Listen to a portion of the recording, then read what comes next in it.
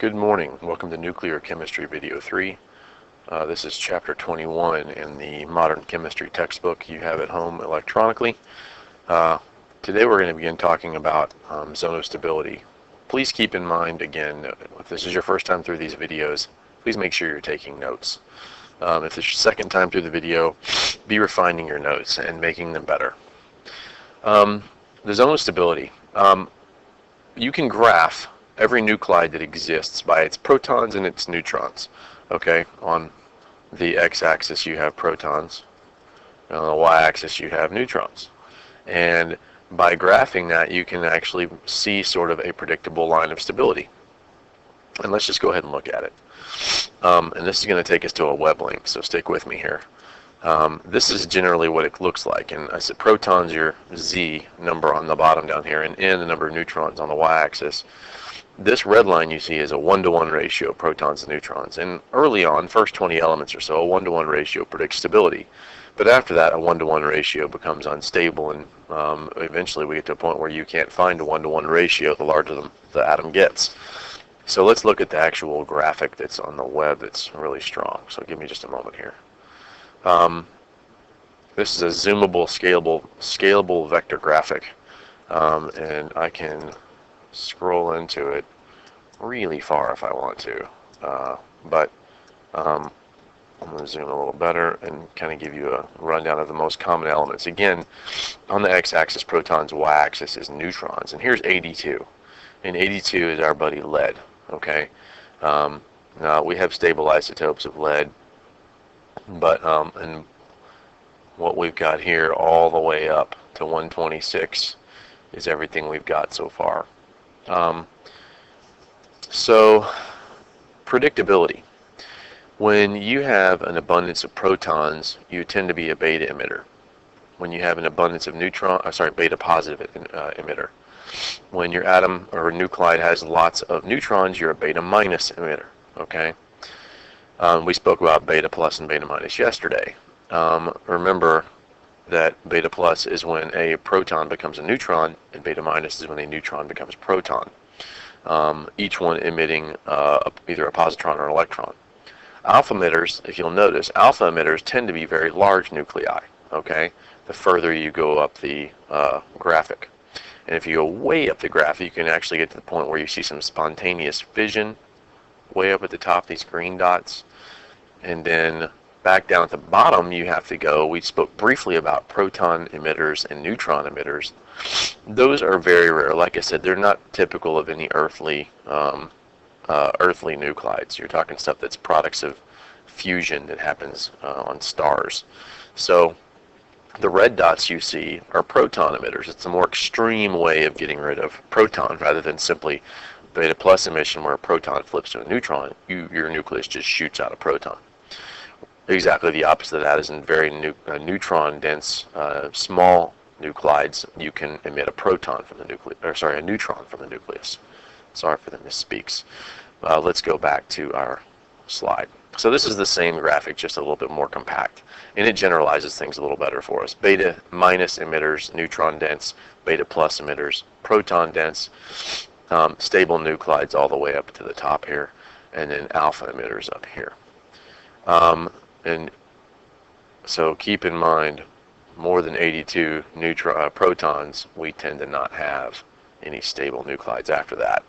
So to recap what was said here, right of the valley of stability, beta plus decay, left of the valley of stability, beta minus decay.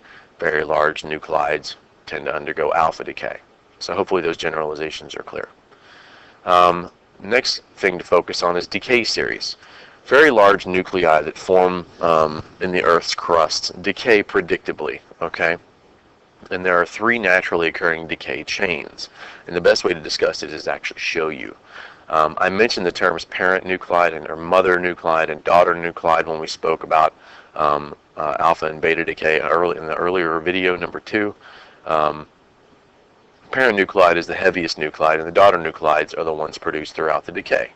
And typically what we see are, in these decay chains, 2 predictable decays. There's alpha decay, and then there's beta minus decay. You don't see a lot of beta plus decay in typical decay series. But let's look at one. or 2. These are decay chains for thorium 232 and uranium 238. And if you keep in mind, each one of these has its half-life written with decay. The blue decays are alpha decays. The purple decays are beta minus decays. And so what you're going to see in this up and down nature here is what happens throughout this entire decay series as thorium 232 becomes stable lead 208. Now the time frame this takes is trillions and trillions of years. Thorium 232 has a half-life of 1.4 times 10 to the 10th years. That's a lot. So after that you have a 5-year, 6-year, 6-hour, 2-year, 3-day, 1 minute, less than a second, 10 hours, 1 hour, 0.3 microseconds to a stable nuclide that way. Bismuth 212 can go one of 2 directions. It's interesting that it can decay one of 2 ways. The orange arrows, what do you bet those are? Those are gamma decay, gamma radiation emitted alongside that nuclide. So these decay series aren't much to memorize. What I do need you to be able to do is, given a series of, say if I wrote alpha, beta minus, alpha, begin this decay. To start with this nuclide and tell me what the terminal nuclide is, or the finishing nuclide would be. And it's very easy to do. We'll practice that in our practice packet. So pause if you need more time with this. Oops, pardon me. Final slide here is I want to speak generally about the 3 types of radiation as compared to one another. First of all, penetrance into human tissue. Alpha particle stops at the skin level. Your skin's capable of blocking an alpha particle. It's a fairly massive unit of relatively low energy, and your skin stops it. It doesn't pose a threat to you because it doesn't penetrate into living flesh. Okay. However, if it were to be ingested inside of you, it can kill you. It depends on the concentration, of course, but a concentrated dose of an alpha emitter is enough to kill if it's something like polonium 210, which was used in as recently as 15 years ago to kill a Russian spy in England. There's a Russian spy was in a tea shop, drank some tea, and evidently somebody had put a few drops of polonium 210 solution into his tea, and he drank it and he died. And it's straight out of a James Bond movie. So, or in your generation, a Jason Bourne movie. Anyway, we can stop alpha particles with a piece of paper, okay? Or your skin stops it. Beta particle, remember that's a high-speed electron. That's either this one or this one. Okay, a beta particle causes less damage. It's more able to penetrate surfaces. Stopped by a thin sheet of aluminum foil would penetrate a few millimeters into your skin. So for that reason, it's mildly dangerous to you. And its charge is completely dependent on whether you have a positron or an electron. This is an electron. This is a positron. The charge of an alpha particle is +2 because remember it's a helium nucleus. It has no electrons. So 2 protons, 2 neutrons has a charge of +2. Gamma is all energy. It passes right through you. Any nuclei that are hit by, DNA that's hit by gamma radiation, because gamma radiation is so small it can pass right through you all the way and hit nothing.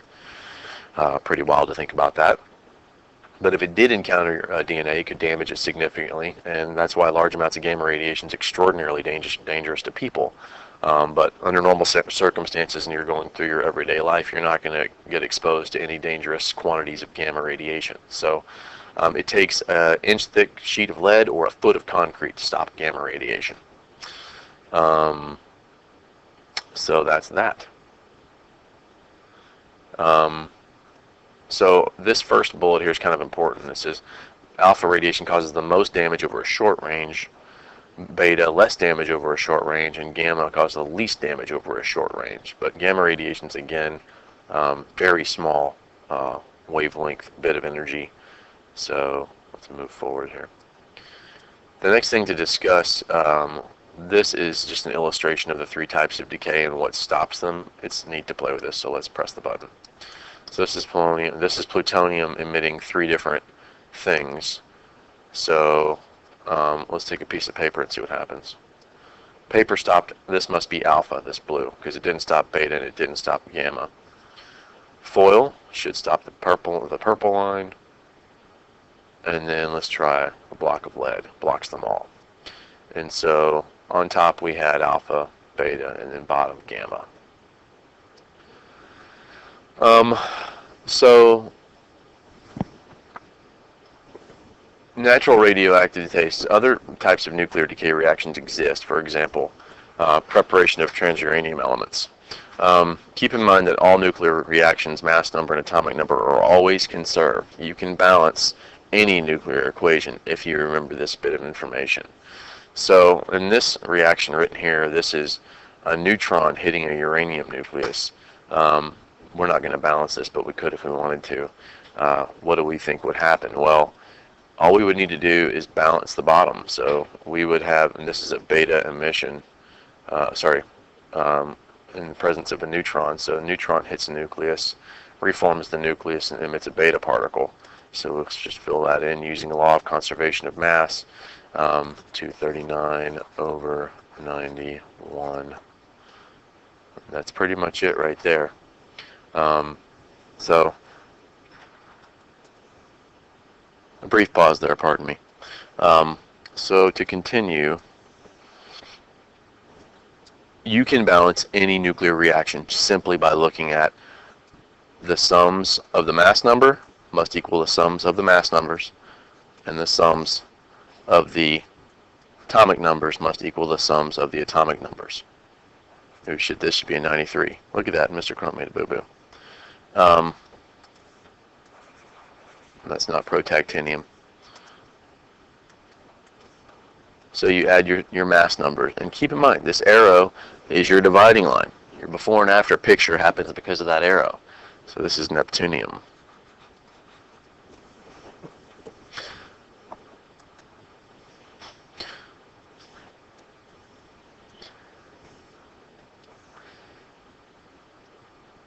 So we're going to drag some labels in this little slide. So we have polonium-218 becoming lead-214 in an alpha particle.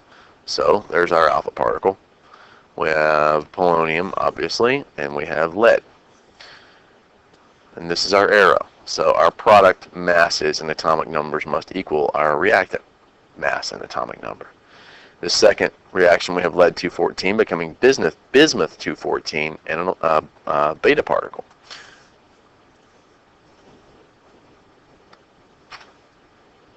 There's bismuth in that set there, and there's lead there.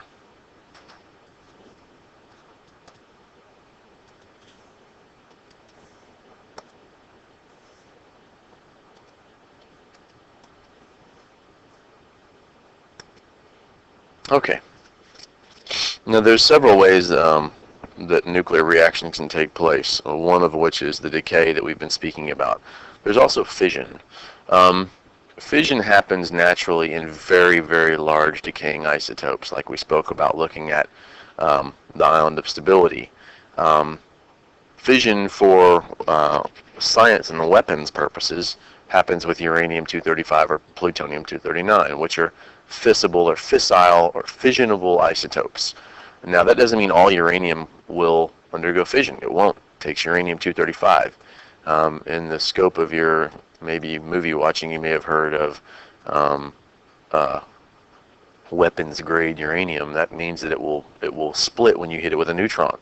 Fission takes place when a very high-speed neutron slams into one of these two nuclei, splitting it into two smaller nuclei. By the way, not terribly predictable which nuclei you will get, but large chance of it being very radioactive, whatever it is.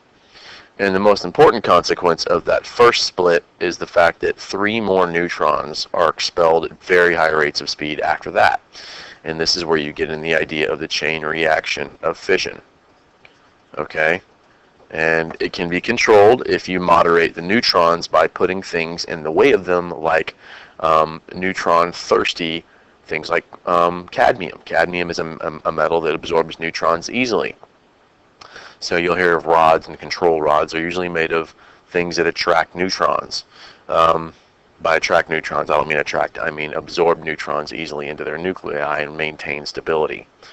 Anyway, those neutrons then can go split more uranium atoms, and then you have more and more fission go on. And all these examples has krypton and barium as your two isotopes that come out of it. There's many, many different possibilities when uranium-235 split, and different possibilities when plutonium-239 splits. But the energy released is the important thing. Nuclear reactions release millions and millions times over more energy than chemical reactions can. Nuclear power plants, we're not going to get into the depths of this, but it's worth investigating on your own how they work. It involves water. Okay, the nuclear reaction heats water. So the nuclear reaction heats water, and that's what spins the turbines, and that's what runs and produces electricity from your nuclear power plant. So the nuts and bolts of a nuclear power plant, there it is. There's a nice moving picture. But the main thing is that your steam powers this generator, which produces electricity, which makes the city's lights turn on in this cute little demo. But the action down here is where your fuel rods are, and this is the nuclear reaction spinning up here. And without this water, that's when it becomes really dangerous. So something that allows the water to leave this area, you can have a very bad situation. So we're not going to get too much in the depths of nuclear power plant. Let's talk about